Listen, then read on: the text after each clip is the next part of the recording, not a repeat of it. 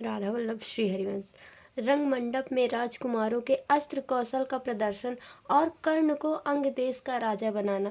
वैशंपायन जी कहते हैं, जन्मेजय द्रोणाचार्य ने राजकुमारों को अस्त्र विद्या में निपुण देखकर कृपाचार्य, सोमदत्त, बहिक, भीष्म, व्यास और विदुर आदि के सामने धृतराष्ट्र से कहा, राजन, सभी राजकुमार सब प्रकार की विद्या में निपुण हो चुके हैं। आपकी इच्छा हो अनुमति दें तो उनकी अस्त्र विद्या का कौशल एक दिन सबके सामने दिखाया जाए।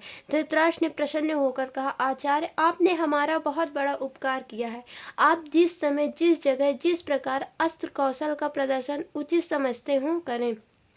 उसके लिए जिस प्रकार की तैयारी आवश्यक हो उसकी आज्ञा करें। तदंतर उन्होंने विदुर जी से कहा, विदुर, आचार्य के आज्ञा अनुसार तैयारी कराओ, यह काम मुझे बहुत प्रिय है। द्रोणाचार्य ने रंग मंडप की लिए एक झाड़ झंखाड़ से रहित समतल भूमि पसंद की। जलाशयों के कारण वह भूमि और भी सुहावनी थी। शुभ मुहूर्त में पूजा करके रंग मंडप की नींव डाली गई।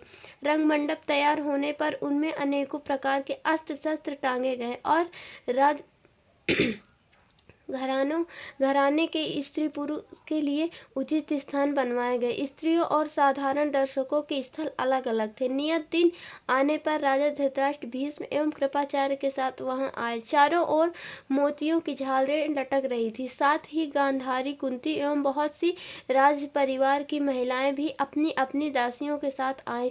ब्राह्मण, क्षत्रिय, वैश्य आदि आकर यथा स्थान बैठ गए। वहां की भीड़ उमड़ते समुद्र के समान जान पड़ती। बाजे बजने लगे। आचार्य द्रोण श्वेत वस्त्र, श्वेत यज्ञोपवीत और श्वेत पुष्पों की माला पहने अपने पुत्र अश्वत्थामा के साथ वहां आए।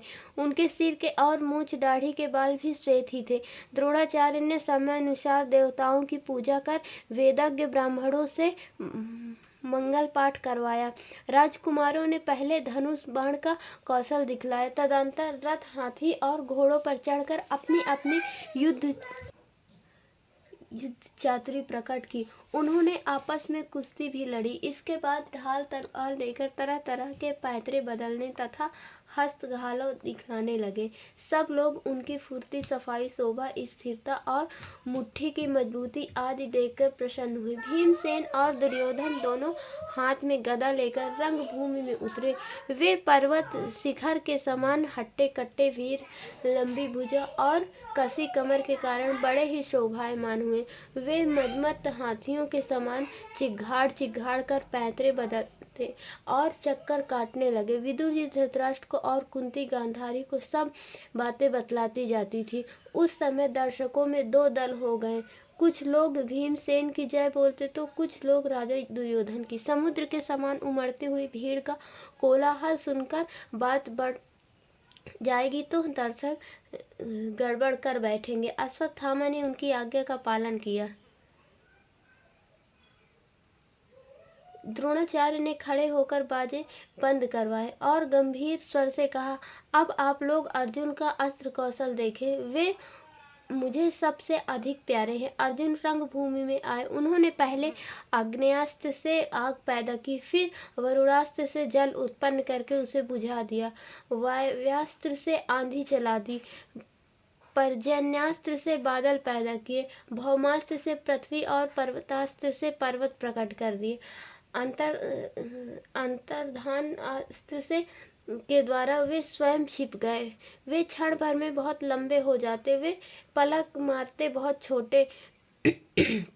लोगों ने चकित होकर देखा कि वे दम भर में रथ के धुरे पर तो उसी क्षण रथ के बीच में और पलक मारते पृथ्वी पर अस्त्र कौशल दिखा रहे थे। उन्होंने बड़ी फुर्ती, सफाई और खूबसूरती के साथ सुकुमार, सूक्ष्म और भारी निशान ने उड़ाकर अपनी निपुणता दिखाई। उन्होंने लोहे के बने सुअर को इतनी फुर्ती से 5 बाण मारे कि लोग एक ही बाण देख पाए। चंचल निशाने को भी बेधा। इसके बाद खड़युद्ध, गदा युद्ध तथा धनुर्युद्ध अनेक पैतरे तथा हाथ दिखलाए। इसी समय कर्ण ने रंगभूमि के भीतर प्रवेश किया। जान पड़ा मानो कोई जीता जागता पहाड़ टहलता हुआ आ रहा है। कर्ण ने अर्जुन को संबोधित करके कहा, अर्जुन घमंड न करना, मैं तुम्हारे दिखाए हुए काम और भी विशेषता के साथ दिखलाऊंगा। उस समय दर्शकों में तहलका मच गया और वे इस प्रकार खड़े हो गए मानो मशीन से उन्हें एक साथ खड़ा कर दिया गया हो। कर्ण की बात सुनकर अर्जुन एक बार तो लज्जित से हो गए, पर फिर उन्हें क्रोध आ गया। कर्ण ने द्रोणाचार्य की आज्ञा से वे सभी कौशल दिखलाए जिन्हें अर्जुन ने दिखलाया था। इससे दुर्योधन को बड़ी प्रसन्नता हुई। उसने कर्ण को गले लगाकर कहा, मेरे सौभाग्य से ही आपका आगमन हुआ है। हम और हमारा राज आपका ही है, इच्छा अनुसार इसका उपभोग कीजिए। कर्ण ने कहा, मैं तो स्वयं आपके साथ मित्रता करने को उत्सुक हूँ। इस समय मैं अर्जुन से द्वंद्व युद्ध करना चाहता हूँ। दुर्योधन ने कहा, आप हमारे साथ रहकर सब प्रकार के भोग भोगिए, मित्रों का प्रिय कीजिए और शत्रुओं के सिर पर पैर रखिए। अर्जुन को ऐसा जान पड़ा मानो कर्ण भरी सभा में मेरा तिरस्कार कर रहा है। उन्होंने कर्ण को पुकार कर कहा, कर्ण, बिना बुलाए आने वालों और बिना बुलाए बोलने वालों को जो गति मिलती है वही तुम्हें मेरे हाथ से मरने पर मिलेगी। कर्ण ने कहा, अजी, यह रंग मंडप तो सबके लिए है, क्या इस पर केवल तुम्हारा ही अधिकार है? कमजोर की तरह आक्षेप क्या करते हो? साहस हो तो धनुष बाण से बातचीत करो। मैं तुम्हारे गुरु के सामने ही तुम्हारा सिर धड़ से अलग किए देता हूँ। गुरु द्रोण की आज्ञा से अर्जुन द्वंद्व युद्ध करने के लिए कर्ण के पास जा पहुंचे। कर्ण भी धनुष बाण लेकर खड़ा हो गया। इतने में नीति निपुण कृपाचार्य ने दोनों को द्वंद्व युद्ध के लिए तैयार देखकर कहा, कर्ण, पांडुनंदन अर्जुन कुंती का सबसे छोटा पुत्र है। इस कुरु वंश शिरोमणि का तुम्हारे साथ युद्ध होने जा रहा है, इसलिए तुम भी अपने माँ बाप और वंश का परिचय बतलाओ। यह जान लेने पर ही युद्ध करने न करने का निश्चय होगा।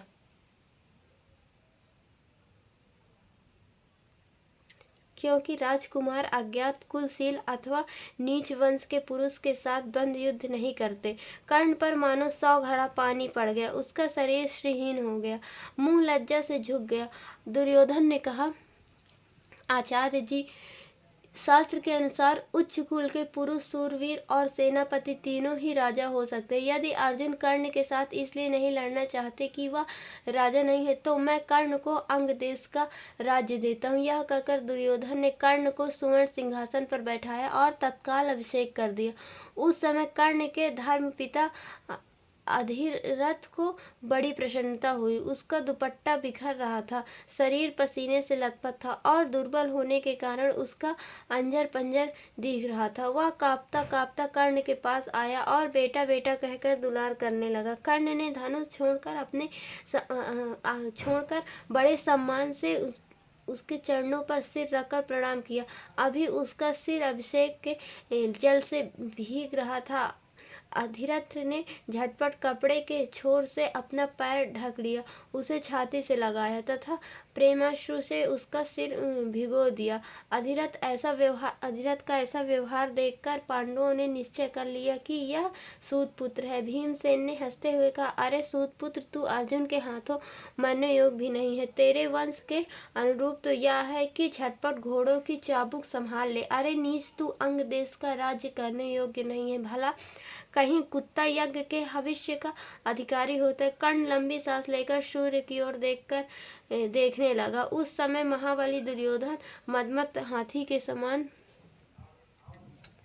भाइयों के झुंड में से उछलकर निकल आया और भीमसेन से बोला, भीमसेन, तुम्हें ऐसी बात मुंह से नहीं निकालनी चाहिए। क्षत्रियों में बल की श्रेष्ठता ही सर्वमान्य है, इसलिए नीच कुल के सूरवीर के साथ भी युद्ध करना ही चाहिए। सूरवीर और नदियों की उत्पत्ति का ज्ञान बड़ा कठिन है। कर्ण स्वभाव से ही कवच कुंडलधारी और सर्वलक्षण संपन्न है।